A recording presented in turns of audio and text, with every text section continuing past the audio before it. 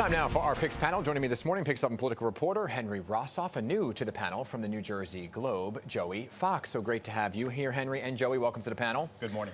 I want to begin with the indictment of Senator Bob Menendez. But this was big news, facing federal charges once again, this time for bribery, right? Many calls for him to resign, including from Governor Murphy and his fellow senators Cory Booker. Now, he's been defiant, Henry, saying, I'm not going to go anywhere. Any chance he steps down or doesn't run for re-election? I don't think so. I mean, the latest reporting is that he's meeting with important donors in Puerto Rico to try and feel out the viability of his campaign. He's weathered this storm in the past in quite similar situations, so he kind of knows how to run the playbook and knows how to survive. Now, he didn't have that pressure that you mentioned from the majority of Senate Democrats, including Cory Booker, which is the big one in this case, a member of Senate leadership, Dick Durbin. Schumer hasn't said anything yet, but I don't know that he will as, you know, the majority leader. But he's in bigger trouble this time than last time, but he knows how to weather this storm. He doesn't seem like he's going to step down. Yeah, it's very interesting, too. So let me bring you into this conversation, Joey, because if he doesn't step down, he will likely be primaried. And Congressman Andy Kim already says he will. Now, the New Jersey Globe, Joey, reported some other names potentially interested,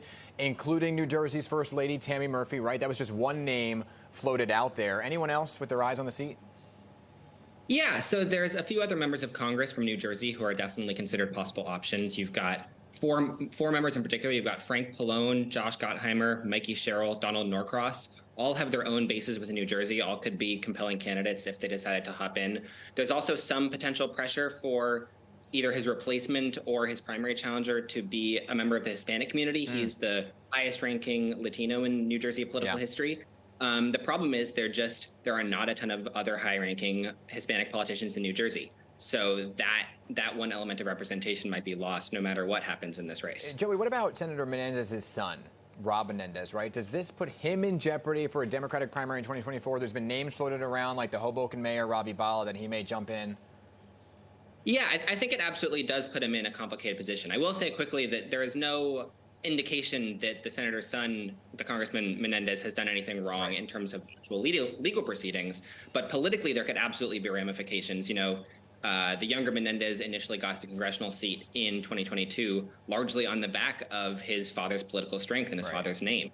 And now that strength and that name are sort of being dragged through the mud with these charges, that is obviously going to put something of a target on his back. And we'll sort of see whether party leaders who are very powerful in the part of the state that he represents, we'll see whether party leaders decide to go further with that or whether they let it slide. All right, say what you want about New Jersey, but it's certainly been heating up in terms of Senate and congressional races, right? By the way, Josh Gottheimer saying that he would not answer the question if he's running for the seat because he wants to focus on the government shutdown right now. So that is to be continued. But that was fair. It is fair, very fair. You know, and I did ask him if it was a distraction for Andy Kim to announce, and he said that's up for Andy Kim to decide. That was the big New Jersey news, Henry. But in New York City, a judge's ruling could really change the course of the migrant crisis. Now, we just had the senior chief advisor on to Mayor Eric Adams, Ingrid Lewis-Martin, who said even if that does, they still need the federal government to do more. Yeah, because at the end of the day, you have 61,000 individuals, many children, or something like 19,000 children who are just in school alone that you're caring for. So unwinding this is going to take a long, long time, even after the legal proceedings.